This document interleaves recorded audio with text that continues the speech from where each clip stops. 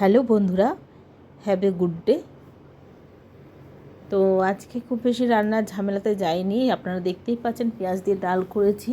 আর এই পাশে বাঁদিকে লিকার চা, সকালবেলা যতবার চা হয় আমাদের বাড়িতে লিকার চাটাই চলে। আচ্ছা, আজকে কিন্তু আমাদের বাড়িতে একটা বিবাহ অনুষ্ঠান, সেটা হচ্ছে পার্শে ও পাবদার গাঁটবন্ধন। তো এই গাঁটবন্ধন আমি কিভাবে করলাম সেটা আমি দেখিয়ে নেব। এবার এই যে বাজনা বাজবে, এই বাজনাও রয়েছে রেডি, সেদ্ধ দিয়ে দিয়েছি এখানে, সবজি সেদ্ধ। আচ্ছা, বরযাত্রীদের জন্য চা ও বিস্কুটের আয়োজন রয়েছে, কেননা অতিথিদের এটা অম্বল হবে না, খাবারটা ঠিকভাবে খেতে পারবে। আপনারা কে কোথা থেকে দেখছেন, বসে গেছে ভাতের হাঁড়ি। যেহেতু পাবদা আর পার্শে এদের সাথে ভাতটাই যায়, তার জন্য ভাতের হাঁড়ি বসে গেছে। অফিস টাইম, খুব তাড়াতাড়ি চটপট করে রান্না করব। সামান্য তেল দিয়ে দিয়েছি, অল্প অল্প করে 3-4টে করে পাবদা পার্শে মিলিয়ে মিশিয়ে ভেজে নেব। আচ্ছা, তার জন্য মশলা একটা করতে হবে, কেননা আয়োজন তো করতেই হবে। কাঁচা লঙ্কা, আচ্ছা কুমড়োর বীজ, কালো সর্ষে, ধনে পাতা আর কাঁচা লঙ্কা, আর এদিকে রয়েছে কাঁচা লঙ্কা দুভাগে রয়েছে। আচ্ছা, আর এদিকে রয়েছে হলুদ আর নুন, আর ওপাশে রয়েছে সাদা তিল ছাঁকনির মধ্যে। এই যে পাশে এগুলো মনে হয় পাবদা দিয়েছিলাম, পাবদাগুলোকে আগে ভেজে নেব। 4টে পাবদা আছে, আর ওই 9-10টার মতো পার্শে আছে, হবে না বলে একসাথেই ওদেরকে আমি বেঁধে রাখলাম। আচ্ছা, এবার দিয়ে দিচ্ছি এই যে মাছগুলো ভেজে ভেজে তুলে নিচ্ছি, ততক্ষণে আমি মশলাটাকে খুব সুন্দর করে পেস্ট করে নিয়েছি, যে দেখতে পাচ্ছেন। আচ্ছা, এখানে হলুদ আর নুনের যে মিশ্রণটা ছিল সেটার মধ্যে একটু জল দিয়ে সুন্দর করে তরল করে নিয়েছি। এবার এগুলোকে তুলে নেব।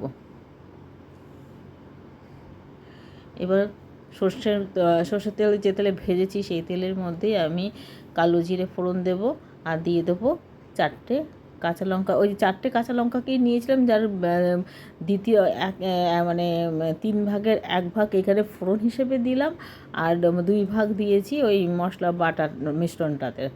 এবার আমি এই যে হলুদ আর এই যে নুনের যে গুঁড়োটা ছিল সেটাকে একটু জল মিশিয়ে দিয়ে নেড়ে দিচ্ছি।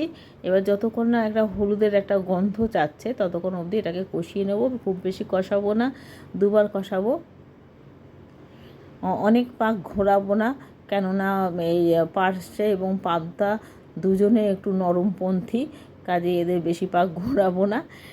কারণ মশলা তো বেশি কিছু দিইনি, সাধারণভাবেই করেছি। আর এই সর্ষে আর ওই কুমড়োর বীজ আর কাঁচা লঙ্কা, ধনে পাতা খানিকটা, অর্ধেকটা ধনে পাতার কুচি এখানে পেস্ট করে দিয়ে দিয়েছি, সেই দুটোকেও মেশাবো। এই দুটোকেও 2বার জল দিয়ে, অল্প অল্প জল দিয়ে আমি এই দুটোকে কষিয়ে নিয়ে তারপরে যতক্ষণ পর্যন্ত না তেল ছাড়ছে ততক্ষণ পর্যন্ত, মানে যতক্ষণ পর্যন্ত মন্ত্র উচ্চারণ পাঠ না শেষ হচ্ছে, এই যে মন্ত্র উচ্চারণ পাঠ শেষ হয়ে গেছে, তেল ছেড়ে গেছে। এবার ওরা যাতে মিলেমিশে থাকে মাছগুলো, সেই মতন, সেই আন্দাজ মতন আমি অল্প একটু জল দিয়ে দেবো। সেই জল দিয়ে ওদেরকে মাখো মাখো করে ভিজিয়ে রাখবো, যাতে ওরা সহজেই সহজপাচ্য হয়ে যায়। আর দেখে নিন, সেটা তো আপনারা সবাই জানেন কীভাবে করতে হবে। আমি একটু মজা করে বললাম, কেননা শরীর খারাপ, বেশি রান্না করতে পারিনি, অত্যন্ত সাধারণ রান্না, একটু মজার ছলে বললাম। আপনারা কিছু মনে করবেন না, লাইক কমেন্ট সাবস্ক্রাইব করবেন অবশ্যই। আর নতুন যারা বন্ধু তারা কিন্তু মানে কমেন্ট করছেন, কিন্তু তারা সাবস্ক্রাইব করছেন না, আমাকে অন্তত দেখাচ্ছে না, কারণ সাবস্ক্রাইবের যে বাটনটা সেটা তো ক্লিক হয় না, হলে কত সংখ্যা বাড়বে সেটা তো আমি বুঝতেই পারি।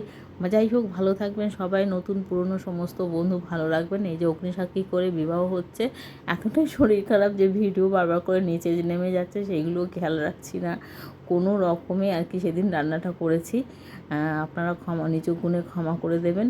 ওপর থেকে ফুল ছড়িয়ে দেবো না, ফুল তো মাছের সাথে তো ফুল যায় না, ধনে পাতা ছড়িয়ে দেবো, একটুখানি ভিজে যাক, মাছগুলো একটু ভিজে গেলেই ওপর থেকে অল্প সামান্য ধনে পাতা ছড়িয়ে দেবো, যেন মনে হবে পুষ্পবৃষ্টি হচ্ছে।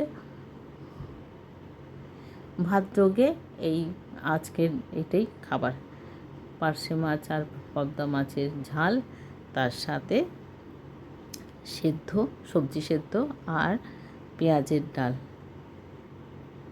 আজকে এটা দুপুরের খাবার। ভালো থাকবেন। আমার লাইভ দেখছেন তো, লাইভগুলো কেমন লাগে একটু কমেন্ট করবেন। Tata, bye bye.